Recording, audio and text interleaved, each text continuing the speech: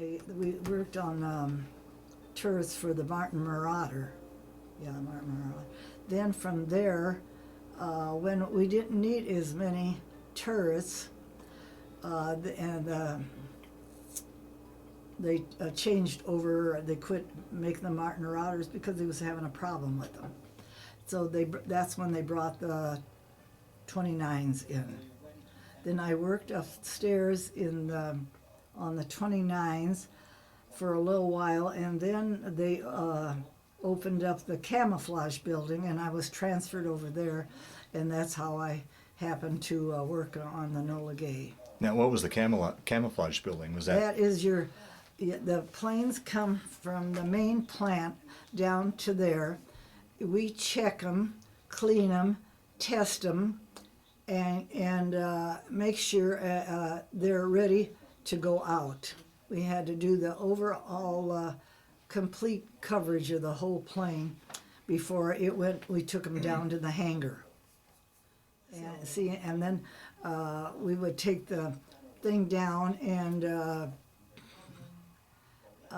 to the firing range. I got to shoot with that. Oh, them things shake you to pieces. Is that right? Yeah. Oh, yeah. And then one other time I went down when we had a problem with the dome on the turrets, and you couldn't even have a scratch in it because if wind got it, it would take it. You know, it would break the plexiglass dome. So, and then, like I said, we would have to, there's a certain kind of liquid, and you pour it in there, and it sealed it. And we had they called jeweler's rouge that you use on that to smooth it, and it blend together. And that's one of the times I went down and shot into the. It was a great big mound of dirt, and that's what the firing range was. And we went down there. So, did you ever get a chance to go up on a test flight? No, matter of fact, one of the guys wanted me to go with them, one of the pilots. I'm glad I didn't, because that plane crashed. Really? Wow.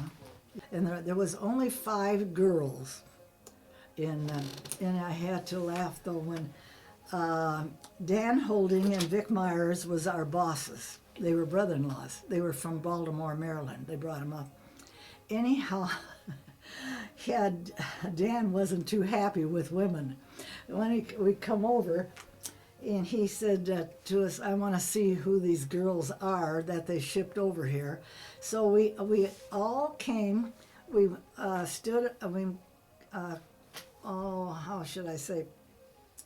We came out and we climbed the plane, and we all stood, all 5 of us girls, on the wing. And Dan, he looked so mad at us. So I went and pulled at my pants leg and gave him the come up and see me sometime. And he bust out laughing, and after that, we were all in. And one time, they had this part of this armature that went into on top of the turret thing. The torque tubes vibrated too much, so they found out they were sabotaged. Really? Oh yeah, and even when we countersunk the one pins in it vibrated too bad. So then they finally looked into it, and then I think they must have got a different country. State to make it. Otherwise, I don't know if they, find out. Wow. Wow. They had one other time too. They had, because when I worked there that one time, they took a guy out of the plant. Wow. Wow. Yeah. Matter of fact, at one time I was surprised. I was in the dance. We belonged to the dance thing too. The recreation, and Marty. He was head of recreation, and he would call the service, tell us kids when they're bringing the servicemen in from Lincoln and all them, and so we would dance. And anyhow, I was dancing with this one guy one time, and he asked me, wanted to know what I was doing, and I says, "You don't." What that was what you call it.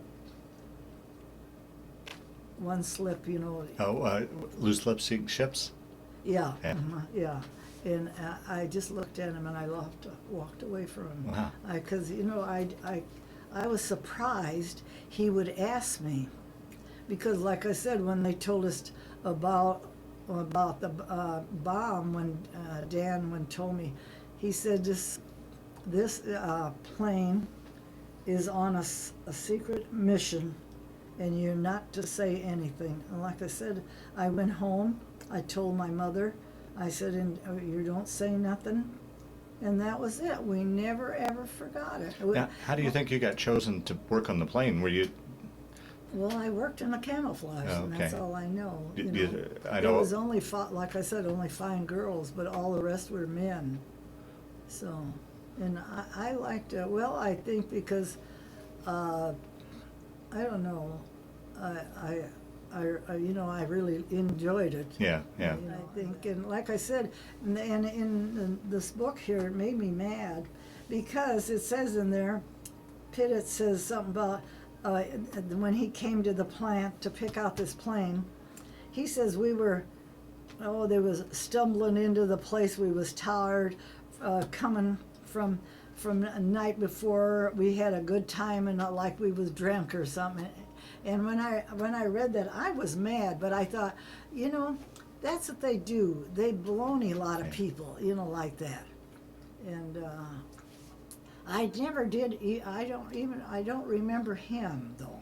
See, but I know the plane. Like I said, when I came and I looked at that plane, and I looked at it and I said to Dan, "Something's wrong with this plane. It ain't all together." I said, there's no bomb racks. And and then that's when he told me, because see, it was all shelled. You know, that guy took really a chance, because, you know, that bomb was right behind him. See, because the front bob bay was gutted. It was bent just like this for the bomb to sit in. Yeah. You know, with this big old hook. See, and like I said, there's no guns Right. on this one. On kind of that. Now, when they told you this plane was for a special mission, is that all they said, or did they tell you it was going to be the atomic No. bomb? They just said it was just this. No, that's why we didn't know it. Ah. Even when, you know, we was celebrating the end of the war, I was like dumbfounded. Well, we ended the war, but we didn't know how or what or anything until, like I said, we were told to shut up, you know, not to say anything. It's on a secret mission. That was it. We never questioned or anything. And that was it. Until, like I said, and then we started having reunions. We had a lot of reunions out there. When did you first discover that you had worked on the plane? When did you put it all together that was the plane that dropped the atomic bomb? Not till Polly told me.